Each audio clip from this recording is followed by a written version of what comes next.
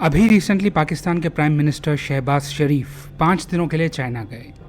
Officially इस visit को कहा जा रहा है कि ये विजिट है पाकिस्तान और चाइना के रिलेशंस को और मजबूत करने के लिए। स्पेशली पाकिस्तान के लिए चाइना से टाइज स्ट्रेंथन करना इस समय पर काफ़ी क्रूशल है। पाकिस्तान की इकोनॉमी की कितनी बुरी हालत है ये तो हम जानते ही हैं।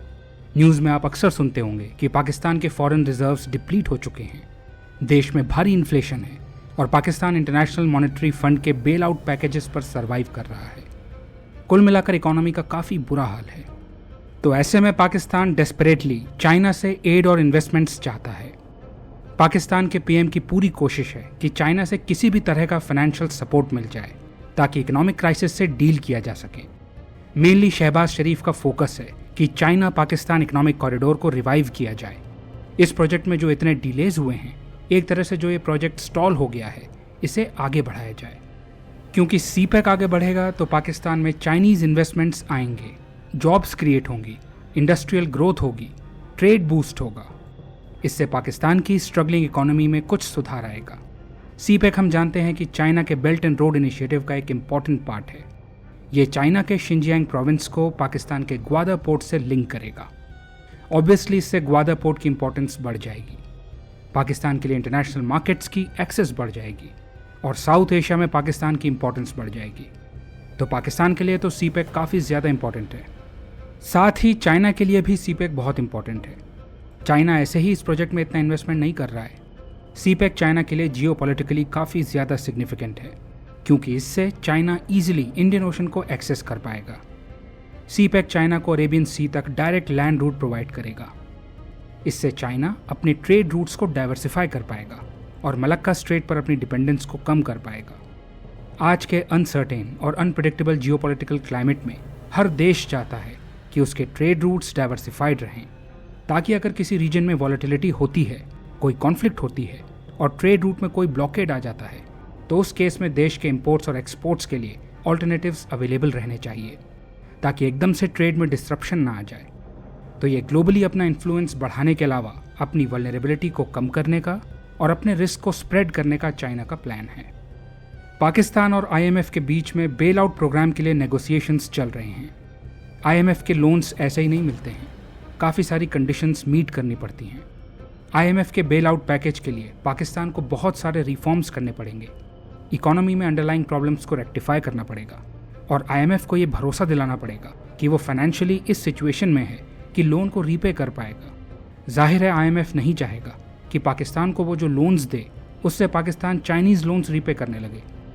ये जग जाहिर है कि पाकिस्तान इस समय चाइना के डेट ट्रैप में उलझ चुका है।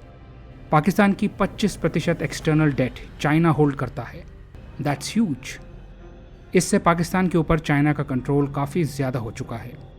कई बार चाइना पाकिस्तान के कर्जे को रोल ओवर कर चुका है, लेकिन इकोनॉमी ग्रो ही नहीं करेगी तो पाकिस्तान इस कर्जे को चुका ही नहीं पाएगा।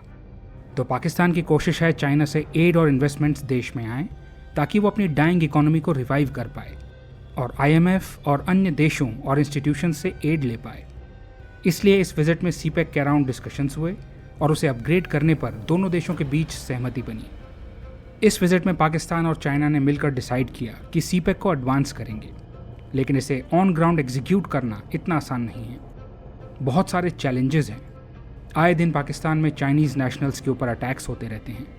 चाइना इसको लेकर पाकिस्तान को वार्न करता रहता है। अपने वर्कर्स को प्रोटेक्शन देने के लिए पाकिस्तान के ऊपर प्रेशर बनाता है। फिर पाकिस्तान कई सारे अश्योरेंसेस देता है कि हम चाइनीज़ नेशनल्स को सिक्योरिटी प्रोवाइड करेंगे, अटैक्स को रोकेंगे, फुल प्रूफ प्लान बनाएंगे। फिर भी चाइनीज़ वर्कर्स के ऊपर मिलिटेंट अटैक्स बंद नहीं हुए हैं। ये एक चैलेंज है। दूसरा, बालूचिस्तान में लोकल पॉपुलेशन काफ़ी ज़्यादा गुस्सा है। यहाँ सीपेक का क्रिटिकल इंफ्रास्ट्रक्चर बनना है, बट यहाँ काफ़ी सारी प्रॉब्लम्स आ रही हैं।